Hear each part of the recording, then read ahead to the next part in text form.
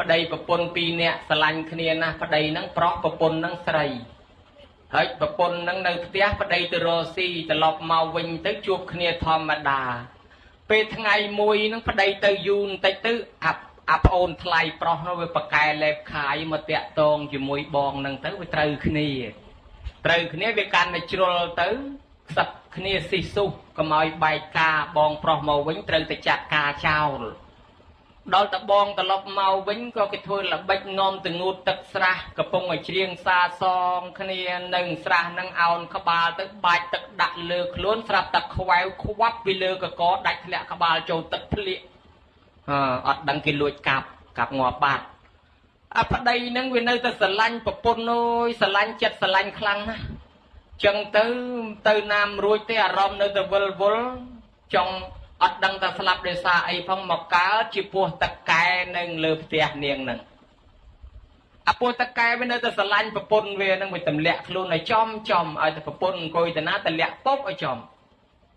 អាប្រពន្ធនឹងស្រែកឆោឡោឡើង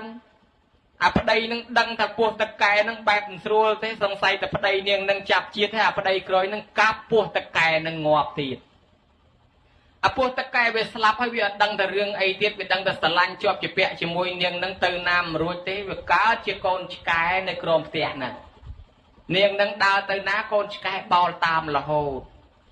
ដល់តែអ្នកស្រុកគាត់ចិត្តទៅលពឹសមាត់នាងនឹងប្តីនាងនឹងឆ្កែហ្នឹង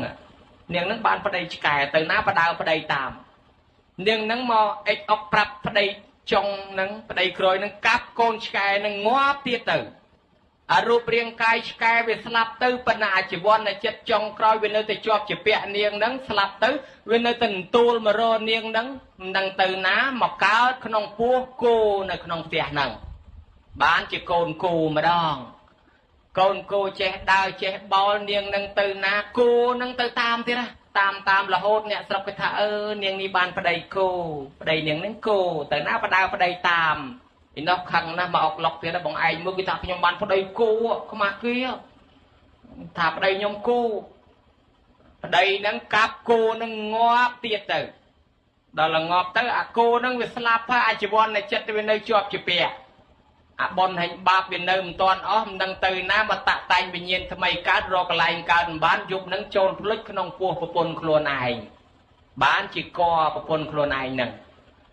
គ្រប់ខែឡើងប្រសូតមកដឹងជាតិទាំងអស់ម៉ែនឹងប៉ះលែងបានហ្មងប៉ះស្រែក